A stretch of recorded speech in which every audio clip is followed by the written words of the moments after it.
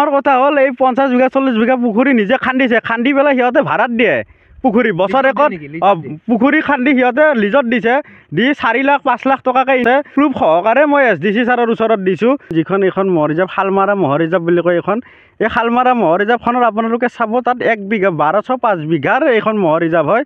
এই 1205 বিঘা মহ ৰিজাৰ্ভখন 2006 চনৰ পৰা ইয়াত এনেকুৱাকৈ পুখুৰী খান্দিছে, পুখুৰী খান্দি দুষ্ট চক্ৰ বুলি ক'ব লাগিব, কিছুমান মাইনৰিটিৰ লোক হয় এইসকল 17 ঘৰ মানুহ, মাত্ৰ 17জন মানুহে ইয়াত 1205 বিঘা মাটি চৰকাৰী মাটি দখল কৰিছে, বৃহৎ আকাৰৰ পুখুৰী খান্দি 50 বিঘা 40 বিঘা 30 বিঘা এনেকুৱাকৈ। আৰু এটা ডাঙৰ কথা হ'ল এই 50 বিঘা 40 বিঘা পুখুৰী নিজে খান্দিছে, খান্দি পেলাই সিহঁতে ভাড়াত দিয়ে পুখুৰী বছৰেকত পুখুৰী খান্দি সিহঁতে লিজত দিছে, দি 4 লাখ 5 লাখ টকাকৈ প্ৰুফ সহকাৰে মই SDC ছাৰৰ ওচৰত দিছোঁ।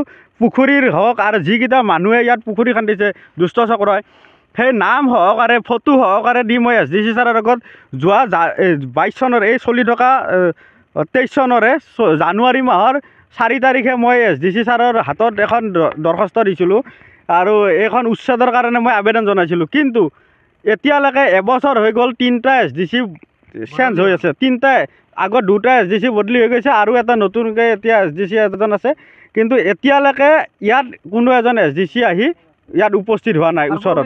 এই বৃহৎ আকাৰৰ পুখুৰী খন্দাত চৰকাৰ প্ৰশাসনৰ মানুহ যেন লাটমণ্ডল হওক বা SDC বা এনেকৈ কাননগুৰি ইহঁতে নিশ্চয় জড়িত আছে। যদি জড়িত নাথাকিলেহেঁতেন তেতিয়াহ'লে ইমান বৃহৎ আকাৰৰ পুখুৰী অজানিতে বা অজ্ঞাতে খান্দিব নোৱাৰিলেহেঁতেন।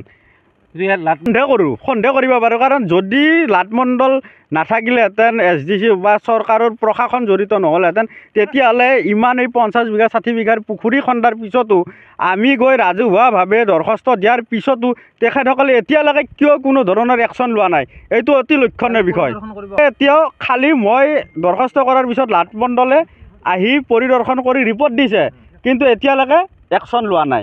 এতিয়া মই মুখ্যমন্ত্ৰী মহোদয়ক এইটোৱে আহ্বান জনাম, যিহেতু অসম চৰকাৰে চৰকাৰী ভূমি যিটো বেদখল মুক্ত কৰি আছে, গোটেই অসমৰ বিভিন্ন ঠাইত বেদখল মুক্ত কৰিছে, কিন্তু আমাৰ এই ৰিজাৰ্ভখন এতিয়ালৈকে কিয় বেদখল মুক্ত কৰিব পৰা নাই, এইটো অসম চৰকাৰে যদি মুখ্যমন্ত্ৰী মহোদয়ে যদি বেদখল মুক্ত কৰি দিয়ে, এইখন গোটেই ৰিজাৰ্ভখন যদি মুকলাই দিয়ে, তেতিয়াহ'লে ওচৰৰ আমাৰ 25খন 30খন গাঁৱৰ মানুহে ইয়াত পশুপালন কৰি ইয়াত জীৱিকা নিৰ্বাহ কৰি আছে, কিন্তু এতিয়া ঘৰৰ ভিতৰত পশুবিলাক বান্ধি থাকিবলগীয়া হৈছে।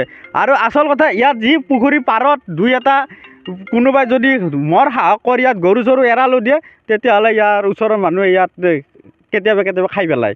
আৰু খাই পেলাই ইয়াত উদাহৰণ আছে, ইয়াত সেইখন হালধিবাৰী গাঁৱৰে এটা গৰু ইয়াত চাৰিবলৈ আহোঁতে খাই পেলাই ইয়াত 50,000 টকা জৰিমনা ভৰাৰো ইয়াত উদাহৰণ আছে।